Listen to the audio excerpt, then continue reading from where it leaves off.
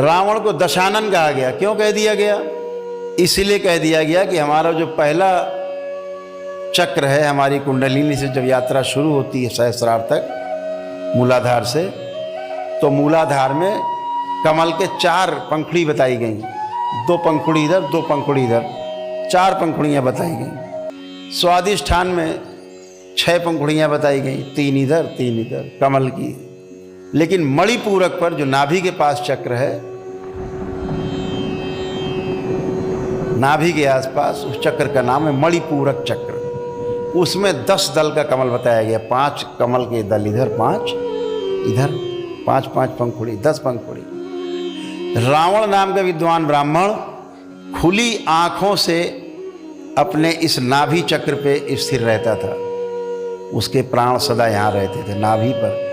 तभी विभीषण ने कहा था, चूंकि वो उस राज को जानता था, राम से कहा था कहीं तीर मारोगे नहीं मरेगा, लेकिन अगर नाभि पे आप भगवान तीर मार दोगे तो रावण मर जाएगा। तो भगवान राम ने वहीं तीर मारा।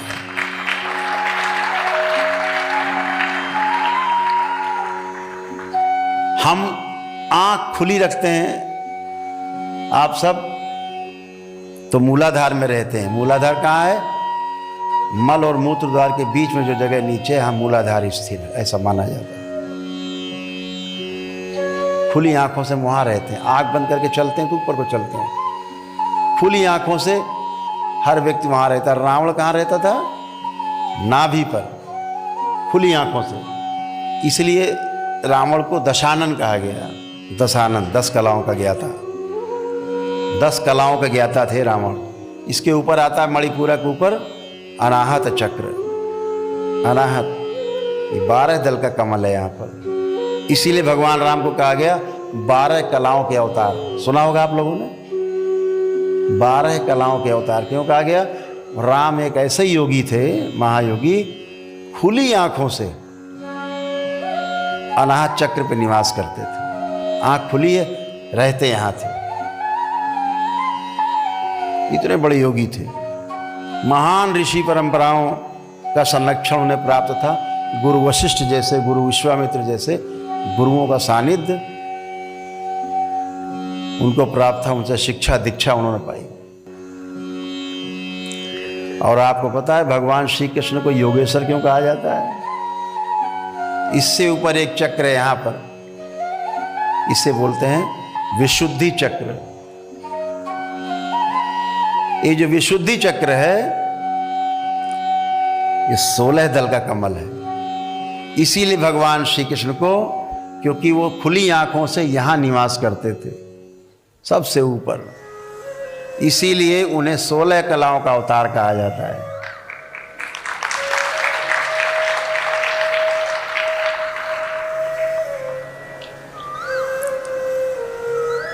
यानी जिन्हें काम, क्रोध, मद, लोभ, अहंकार कुछ छू भी न गया हो, विशुद्धि। इसीलिए उन्हें 16 कलाओं का अवतार कहा जाता है। भगवान श्री कृष्ण को खुली आंखों से यहाँ रहते थे, सबसे ऊपर थे, राम से भी आगे एक अवतार। और हमारे कुछ महान लोगों ने जो ये धरती पर जिंदा हैं, उन्होंने उन्हें काम कला का अवतार बना दिया है भगवान श्री कृष्ण को। शर्म आनी चाहिए इनको। डूब के मर जाना चाहिए चुल्लू भर पानी में।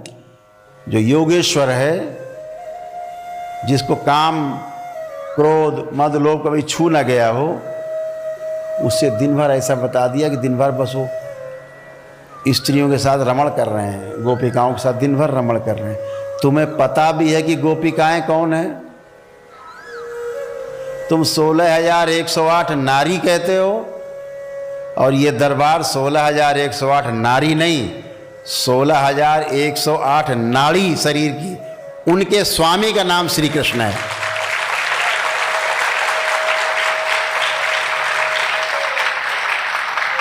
जैसे पति को स्वामी कह दिया जाता है, तो भगवान श्री कृष्ण को क्या कहा गया? 16,108 नाड़ियों के स्वामी, जिनके नियंत्रण है नाड़ियों पर, एक एक नाड़ी पर। उनके शरीर की एक भी नाड़ी बगैर उनकी इच्छा के धड़क नहीं सकती थी। उनका नाम योगेश्वर श्री कृष्ण है। और आप उन्हें 16,108 नारियों का पति बताते हो। शर्म आनी चाहिए। इतना ही नहीं, ये भी लिख डाला सबके 10-10 लड़के, एक एक लड़की उत्पन्न हुई। हद है भाई। आगे पढ़ो तो आपके नीचे से पैर धरती खिसक जाएगी। एक ही काम था उनके पास। तो महाभारत तुमने लड़ी, इतने दैत्य मरवाए जीवन काल में, तुमने मरवाए थे। यही काम करते रहे बेचारे। आगे पढ़ो तो धन्य हो जाएगा। उस योगेश्वर को, जिन्होंने इस देश को नहीं पूरे विश्व को दिशा दी, वह ग्रंथ जिसकी कसमें अदालत में खाई जाती हैं हाथ रख के, उस ग्रंथ का नाम है गीता, श्रीमद् भागवत गीता।